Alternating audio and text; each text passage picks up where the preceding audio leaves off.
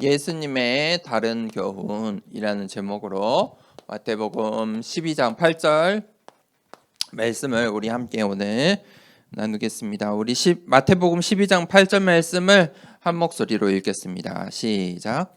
인자는 안식일의 주인이니라 하시니라. 아멘.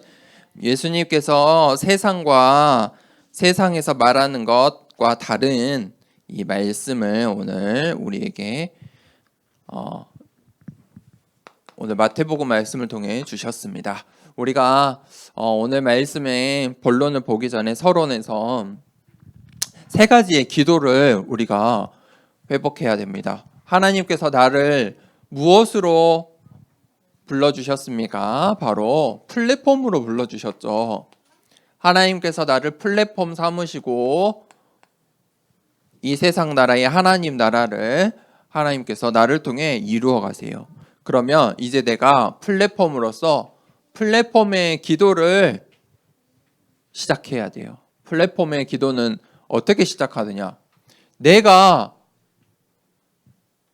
스스로 내가 플랫폼이 돼야지 해서 플랫폼이 될 수 있는 게 아니죠. 우리는 무엇으로 플랫폼의 이 축복을 받았습니까? 하나님이 주신 것으로. 그게 바로 하나님께서 주시는 보호자의 축복이에요.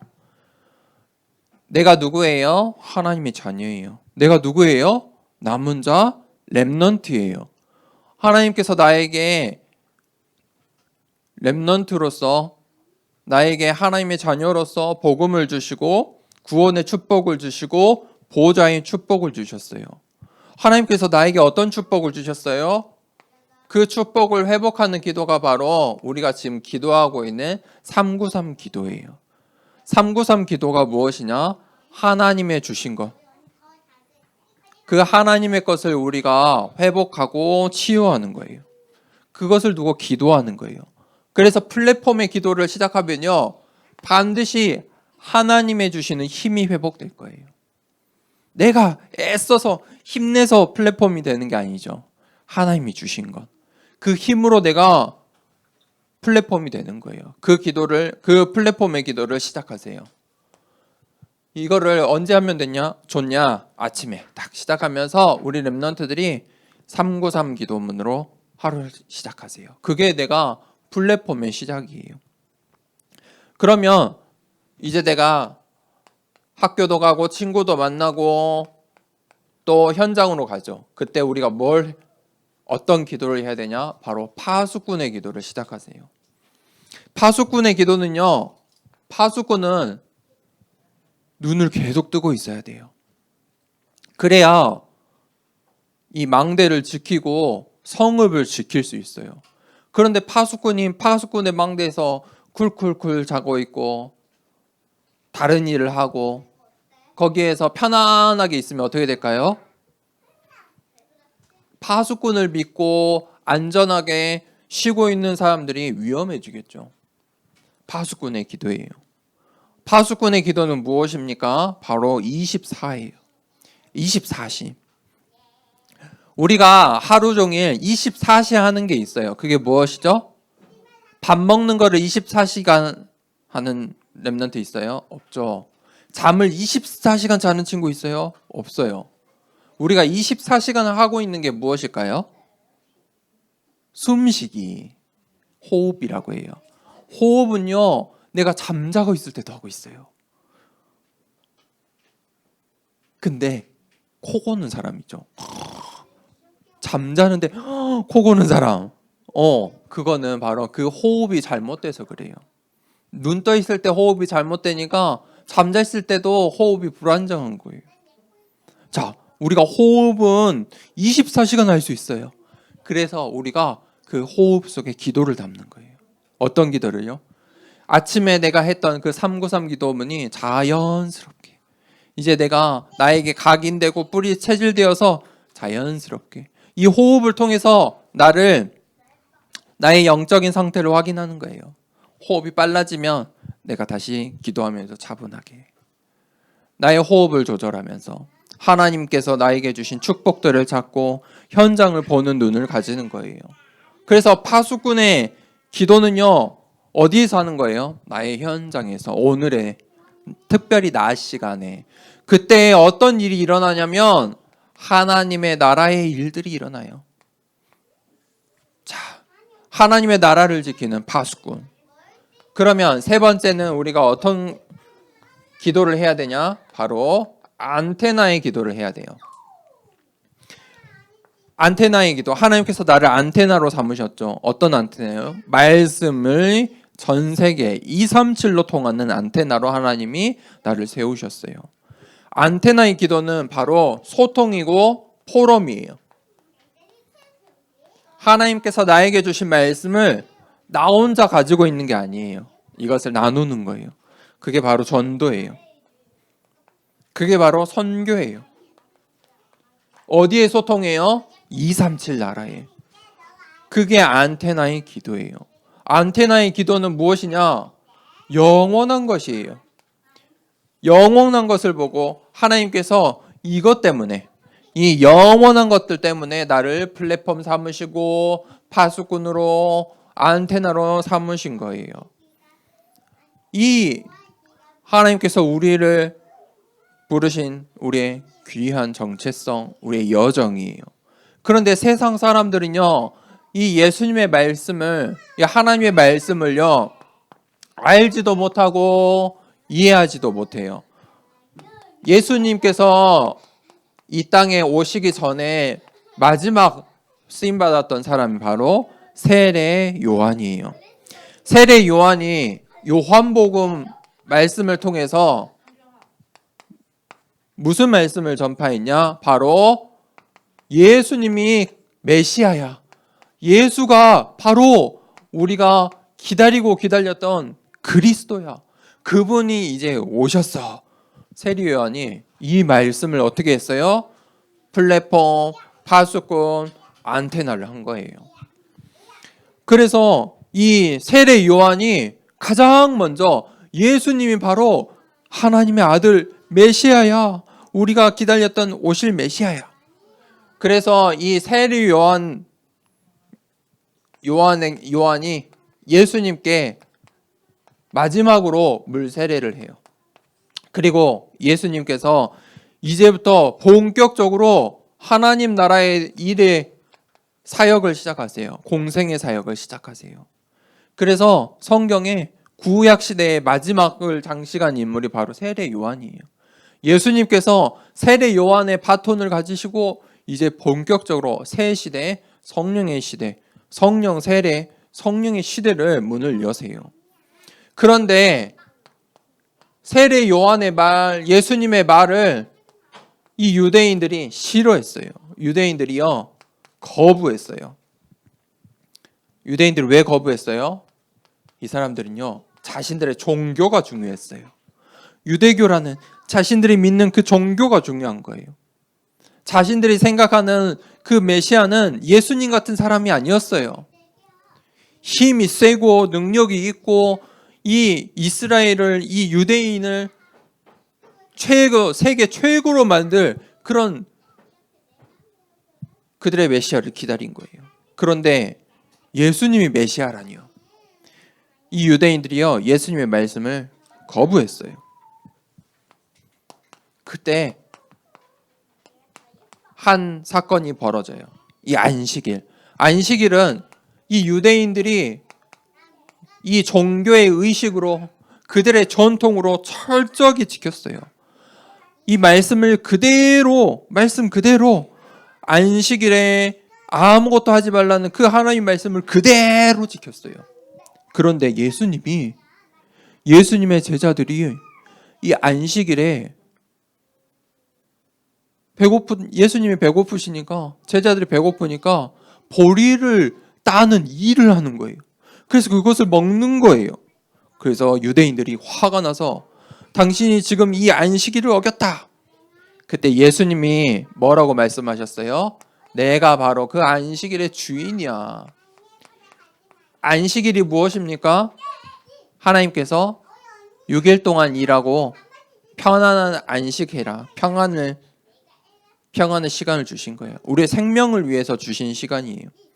그 생명의 주인이 바로 주인이 나야. 유대인들이 이 말씀을 이해를 못했어요. 그러면서 예수님께서 그때부터 이 사건 이후로부터 어떤 사역을 하셨냐? 귀신을 내어쫓는 일들을 하셨어요. 왜 귀신을 내쫓는 사역을 하셨냐? 예수님의 공생의 사역, 그 사역의 중심이 이 귀신을 내쫓는 일이었어요. 귀신 들린 자들을 치유하고 병든 자들을 치유하는 일을 하셨어요. 왜 예수님이 그 일을 하셨습니까? 세상 문화가, 이 세상 나라가, 이 문화가 귀신에게 잡혀 있기 때문이에요. 그게 성경이 말하는 이 세계관이에요. 이 세상 나라가 전부 귀신에게, 사단에게 잡혀 있는 거예요. 그래서 하나님께서 하나님 나라의 사역을 시작하시는데 뭐부터 하셨다고요? 귀신을 내어쫓는 사역부터 하신 거예요. 그런데 예수님에게도 가족이 있었어요.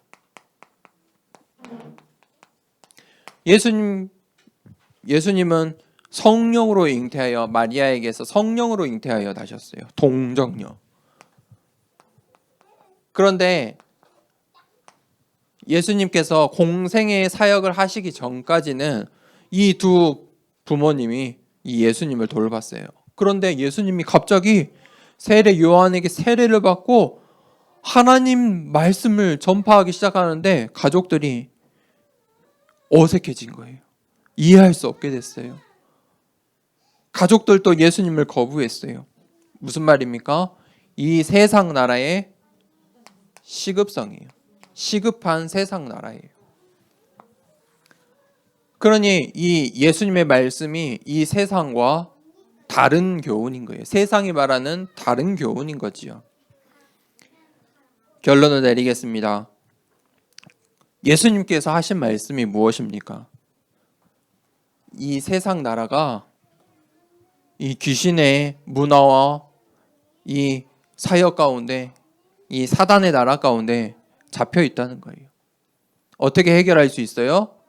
예수 그리스도의 이름으로 내어 쫓을 수 있어요. 그게 하나님 나라예요. 그러면요, 하나님의 나라가 건설되고 확장돼요. 어디서부터 하나님의 나라가 임하냐? 나. 그래서 가장 먼저 우리 렘넌트들은 나를 보좌화하라. 나를 어떻게 하라고요? 보좌화. 나를 어떻게 보좌합니까? 목사님, 나를 보좌화하는 게 무엇이에요? 답을 내리는 거예요. 우리의 과거, 현재, 미래에 답을 내리는 거예요. 무엇으로 답을 내립니까? 오직 예수 그리스도. 뭐라고요? 오직 예수 그리스도. 예수가 그리스도세요. 그걸로 답이 내려지는 거예요. 다른 것으로는 그 답이 날 수가 없어요. 다른 것으로는 우리의 과거, 오늘, 미래에 답을 낼 수가 없어요. 비슷한 것도 안 돼요. 흉내내는 것도 안 돼요. 오직 정확한 답을 우리 렘넌트들이 가지고 있어야 돼요. 그게 나를 보좌화하는 거예요. 그러면 내가 보좌화되면요, 그 다음부터 내가 나를 통해 나에게 주신 그 현장이 보좌화돼요. 우리의 현장이 보좌화되는 건 목사님 그러면 무엇인가요? 현장이 보좌화되면 응답이 와요. 응답이 보여요. 그게 현장 보좌화예요. 우리의 가정에 보좌화의 하나님의 이 보좌화의 축복이 임하면요, 응답이 와요. 하나님의 이유들이 발견돼요. 응답이 와요. 내가 상상치 못했던 일들이 일어나요. 우리 학교 현장에, 내 친구들의, 우리 렘넌트들의 미래에. 그런데 그 축복을 주시는 이유가 있어요. 하나님께서 그 축복을 주시는 이유가 무엇이죠? 바로 237 나라. 하나님의 나라를 확장하기 위해서 237 나라. 그게 우리의 기준이에요. 기준. 우리의 기준이 뭐예요? 세계 보좌화. 237의 보좌화. 그래서 저번 주에 여름 성경학교 때 또 렘넌트 대회를 통해 주신 말씀이에요. 우리 렘넌트들 뭐 하지 말라고요? 판단하지 마세요. 차단하지 말고 포기하지 말라. 도전하라. 하나님께서 이 세계 보좌와의 그 기준을 가지고 그것 때문에 나를 보좌화하고 현장을 보좌화하고, 그러면 우리 렘넌트들이 이제 교회 살리고 세계 현장 살리고 237 나라 살릴 수 있어요. 그것을 기준으로 시작하세요. 예수님께서 오늘 그 다른 교훈을 말씀하셨어요. 이 말씀을 붙잡고 한 주간 동안에 정말 플랫폼, 파수꾼, 안테나의 기도가 회복되길 축복합니다. 우리 393 기도문은 우리 말씀을 붙잡고 함께 하겠습니다. 우리 렘넌트들 393 기도문, 렘넌트 393 기도문 우리 말씀을 생각하고 붙잡으면서 함께 기도하겠습니다. 성삼위 하나님이 나의 주인 되심을 고백합니다. 성부, 성자, 성령의 하나님, 지금 이 시간 영력, 지력, 체력, 경제력, 인력으로 내 안에 충만하게 하옵소서. 기도하는 이 시간 내게 9가지 보호자의 축복이 세팅되게 하옵소서. 보호자의 축복과 시공간 초월하는 하나님의 역사가 내게 임하게 하옵소서. 237 나라 살릴 빛의 증거가 나에게 충만하게 하옵소서. 내 안에 심어 놓으신 하나님의 형상과 생명이 회복되고 에덴의 축복이 회복되게 하옵소서. 나에게 전무후무한 응답을 주시고 나의 모든 현장에 말씀이 성취되도록 인도하옵소서. 나에게 맡기신 교회와 학교 현장과 미래 살릴 전무후무한 응답을 주옵소서. 예수 그리스도 이름으로 기도합니다.